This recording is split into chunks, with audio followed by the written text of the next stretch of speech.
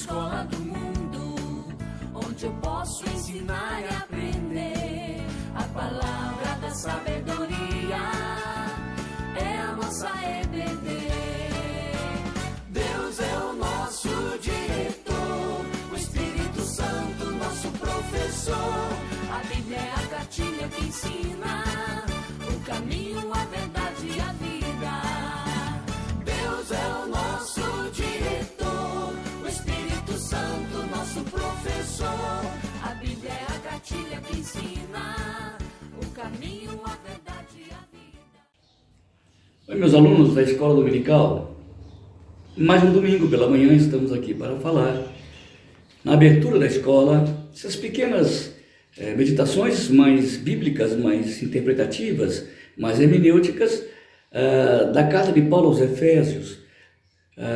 Um bom domingo para você, que você tenha um domingo abençoado, curta a manhã inteira ouvindo lições da Escola Dominical, e que eu faço isso sempre, é muito gostoso. Bom, semana passada falamos no capítulo 2, certo?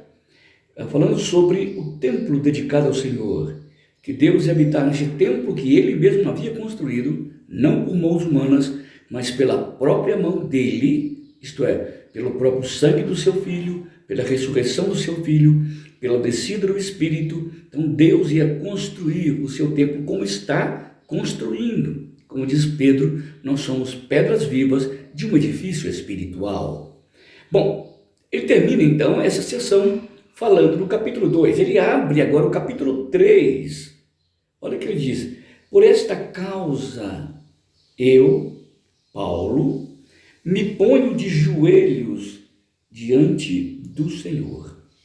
Por esta causa, eu, Paulo, que sou um prisioneiro em Cristo Jesus, por amor de vós, gentios, se é que tendes ouvido a respeito da dispensação da graça de Deus, a mim, conferida para vós outros. Então Paulo no versículo 14 diz que por causa desta coisa maravilhosa, que é o Evangelho, que é a igreja, que é a obra do Espírito, que é a salvação pela graça, por causa do ajuntamento dos gentios com os judeus, capítulo 3, versículo 14, ele se põe de joelho, ele está muito quebrantado, numa cadeia, no fundo da cadeia, não só na cadeia, mas na cadeia do fundo, de joelhos, com a mão amarrada, como ele diz em Filipenses, sobre julgar, suscitar tribulação às minhas cadeias. Ele estava preso dentro da cadeia, e no capítulo 3 ele abre com esse grito de alegria e de esperança: por esta causa, eu, Paulo, sou prisioneiro de Cristo Jesus por amor de vós. Paulo estava dizendo que ele estava escrevendo essa carta da prisão.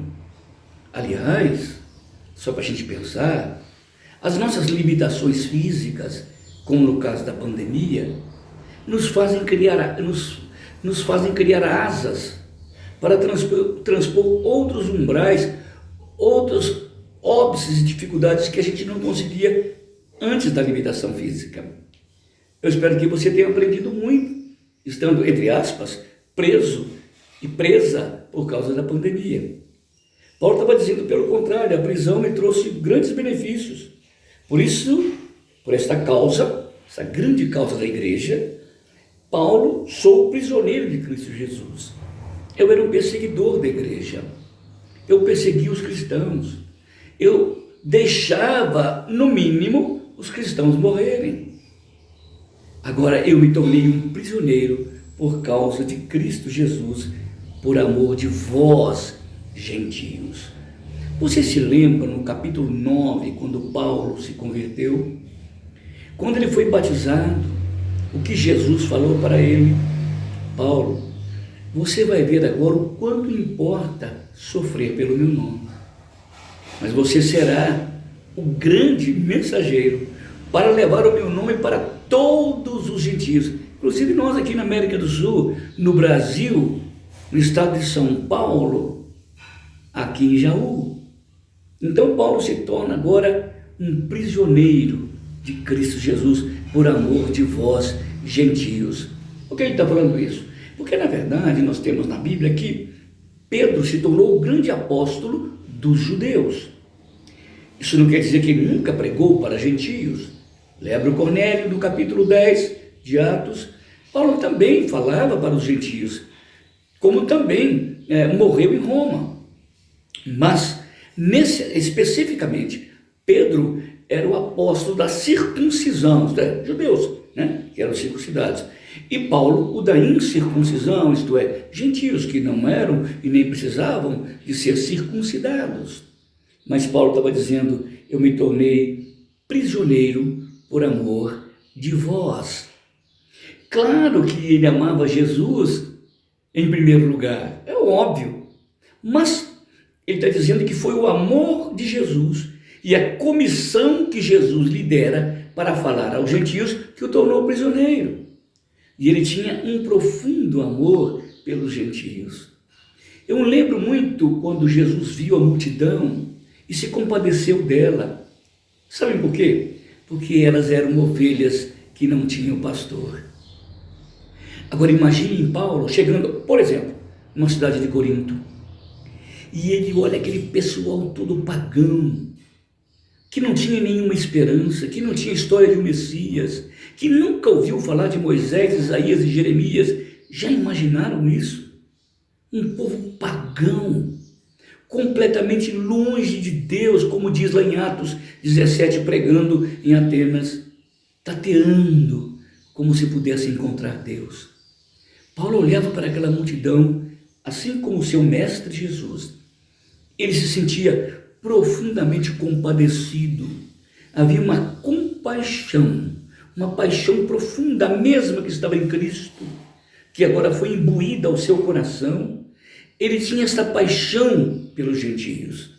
Ele dizia, que pena este povo morrer sem esperança. Por isso que ele fala, não é, prisioneiro de Cristo Jesus, por amor de vós.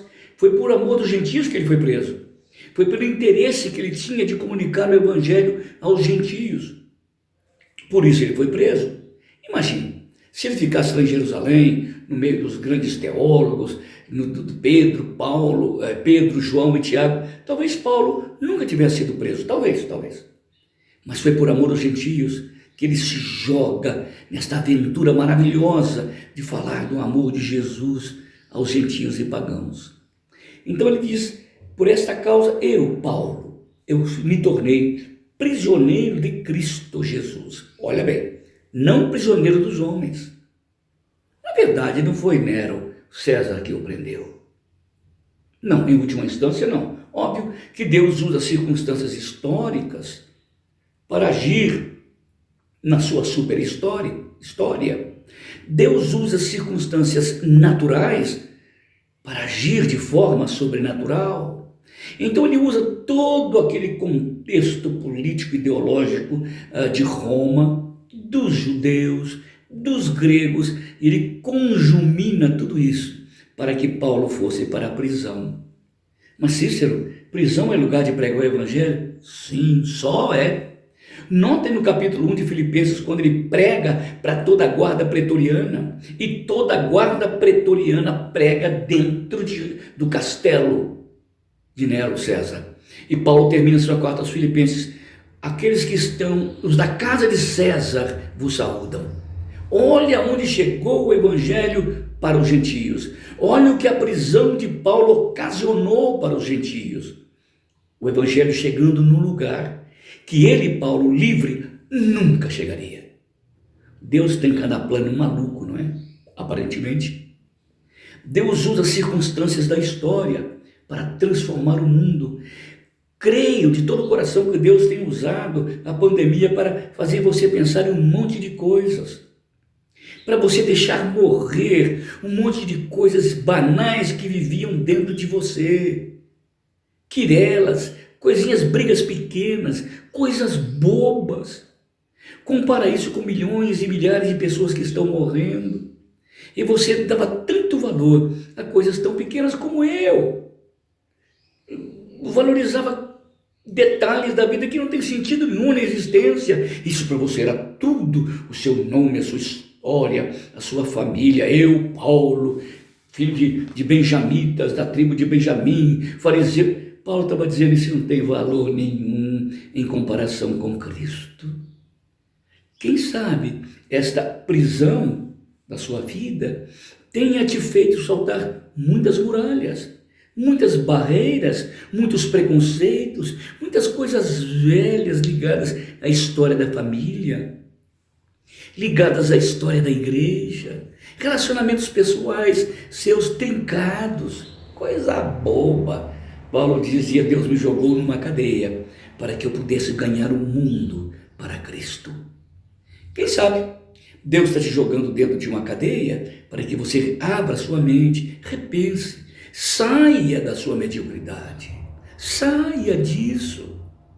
O maior valor do mundo é Jesus e o seu plano para a minha vida. E depois, o segundo maior valor do mundo são as pessoas com as quais eu me relaciono. Pessoas precisam de Deus, mas pessoas precisam de pessoas. Paulo estava dizendo o seguinte: por esta causa, Paulo, eu sou prisioneiro de Cristo Jesus por amor de vós, gentios. Então Paulo tinha uma visão do gentio muito diferente. Imagine aquela pessoa que chega na igreja com a roupa não própria, com o linguajar não próprio, e quer sentar no nosso meio, convertido a Cristo, nascido de novo, mas com todo o seu histórico sociológico, com conhecimento muito superficial da Bíblia, mas ama Jesus.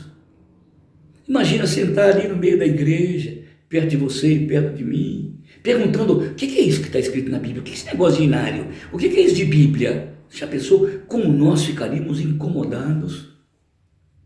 Acho que está na hora da nossa igreja rever isso. Você, meu aluno da escola dominical, está na hora de você repensar naquilo que é valor.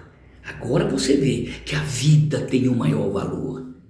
Hoje não basta dinheiro, cultura, riqueza, nada. Nós não somos nada, morre tanto um quanto o outro. Olha essa semana.